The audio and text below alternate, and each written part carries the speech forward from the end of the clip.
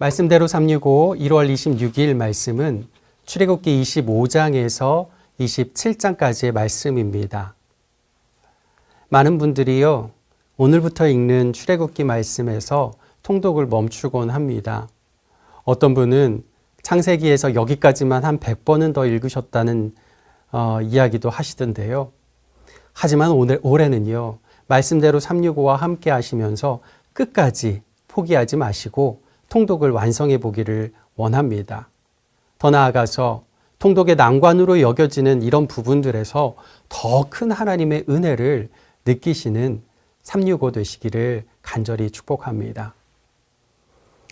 출애굽기 25장부터는요, 거의 다 성막에 관한 말씀입니다. 무슨 의미일까요? 출애굽한 이스라엘의 삶에서 가장 중요한 게 성막이란 거죠. 그런 성막이 왜 중요할까요? 성막 자체에 무슨 마법 같은 그런 힘이 있어서일까요? 아닙니다. 성막 재료들인 당시의 왕의 궁전을 짓는 데 사용됐던 귀한 것들이긴 했지만요. 성막은 이스라엘 백성이 자원하여 드린 예물로만 만들어졌어요. 하나님께서 성막과 기구의 모양을 보여주시기는 하셨지만 기쁨으로 재능을 헌신한 사람들의 손으로 지어졌습니다. 성막 자체가 중요한 게 아니었다는 말입니다. 하나님과의 만남을 소망한 이스라엘이 헌신한 자리, 그곳에서 하나님이 만나 주시겠다고 약속하신 언약이 있는 그 자리, 그 언약이 중요했던 거지요. 그래서 하나님과의 만남의 자리인 지성소 언약궤가 가장 먼저 소개가 됩니다. 한번 생각해 보십시오. 우주보다 크신 하나님, 그 하나님이 한낱 이스라엘을 만나시기 위해서 너무나 작고 초라한 천막 하나를 만들라 합니다. 성막이요, 하나님을 감당키나 할 수 있을까요? 언약이 아니면 감당할 수 없는 거죠. 이스라엘이 주님을 만나기 위해서 언약에 의지해서 헌신하기만 하면 언제든 만나 주시겠다는 그 약속, 그 언약. 성막은요, 이스라엘의 헌신으로 지어졌지만 사실은 하나님이 이스라엘을 만나시기 위해서 자신을 한없이 낮추신 헌신, 하나님의 헌신이었던 겁니다. 그러고 나서 성막 가장 안쪽부터 밖으로 이동하면서 진설병상, 등잔, 성막을 덮는 막, 그리고 성막벽, 두 휘장, 제단, 그리고 성막들이 소개가 됩니다. 성막의 여러 막과 벽은요, 거기에 들어올 수 있는 사람과 아닌 사람을 차별하고 배제하려는 게 아닙니다. 오히려 하나님의 은혜였다 말할 수 있어요. 왜냐?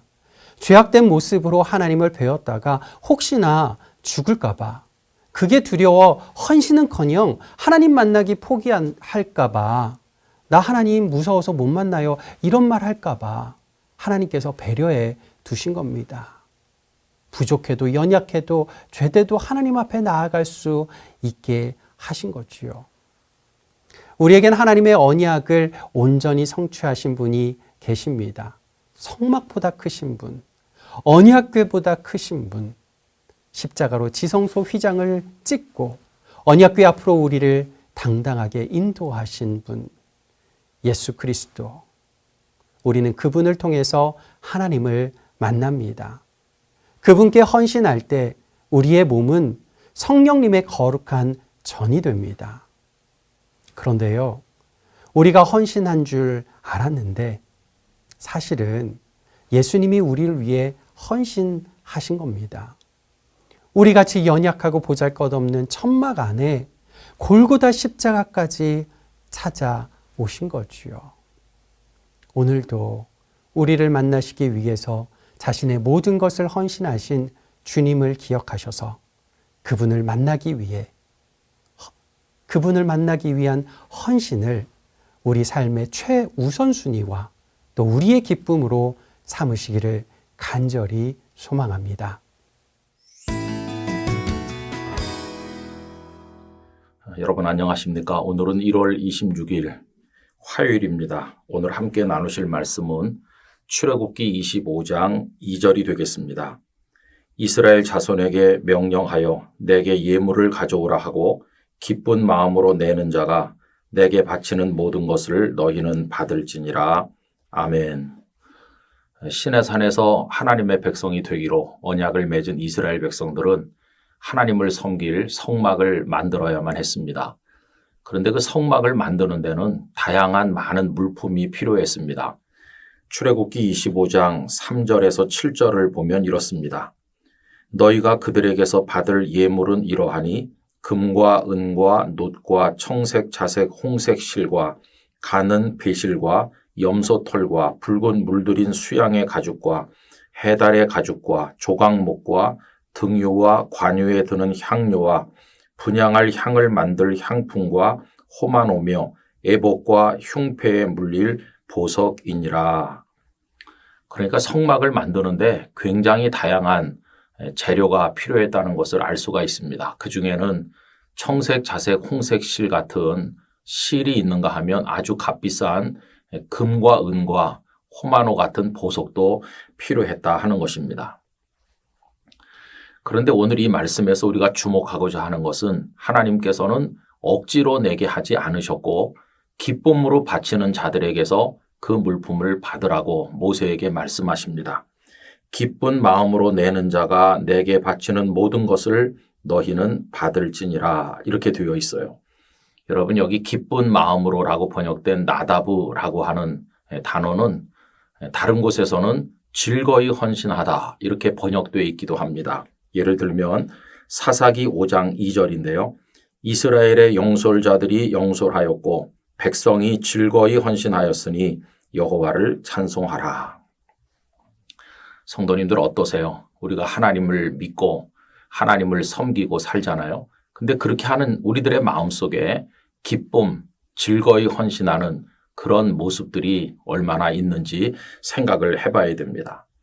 만약에 하나님을 섬긴다고 하는데 우리 마음에 기쁨이 없다면 그것은 참 불행한 일이다 생각을 합니다. 따져보면 여기 백성들이 하나님 앞에 드리게 했던 여러 가지 그 물품들은 사실은 다 하나님께서 주신 거죠.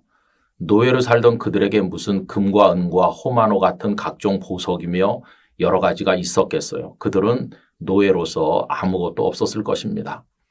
그런데 10번째 재앙이 내리던 밤, 그들이 애굽에서 430년 만에 나오던 그 밤에 하나님께서 애굽 사람들의 마음을 움직여서 그 애굽 사람들이 이스라엘 사람들에게 다 준 겁니다.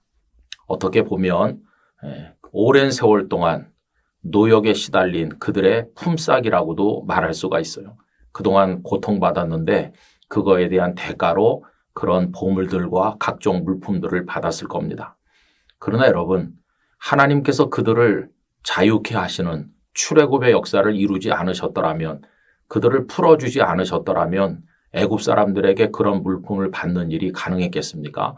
결국 따져보면 그들이 가진 모든 것이 다 하나님의 은혜로 받은 것이고 그들이 하나님의 성막을 위해 바치는 것도 결국 하나님께서 주신 것을 바치는 것이었다 하는 것이죠.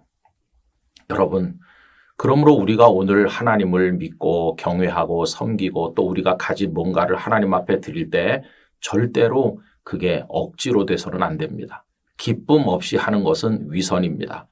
그래서 바울 사도께서도 헌금을 어떤 마음으로 드려야 되는가를 가르치시면서 고린도후서 9장 7절에서 다음과 같이 말씀하셨어요.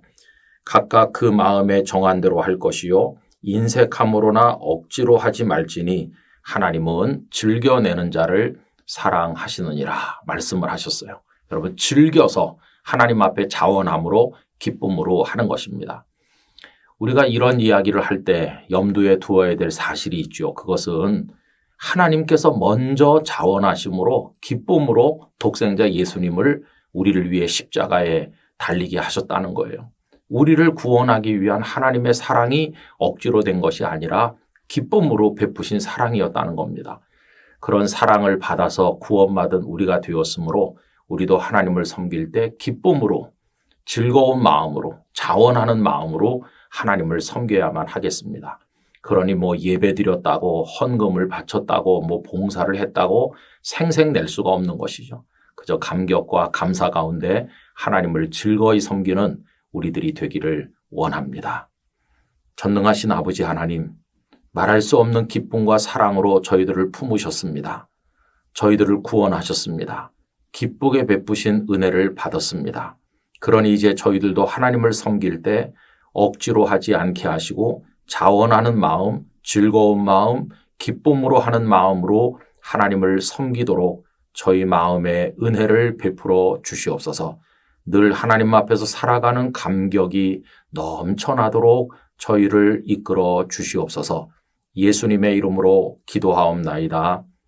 아멘.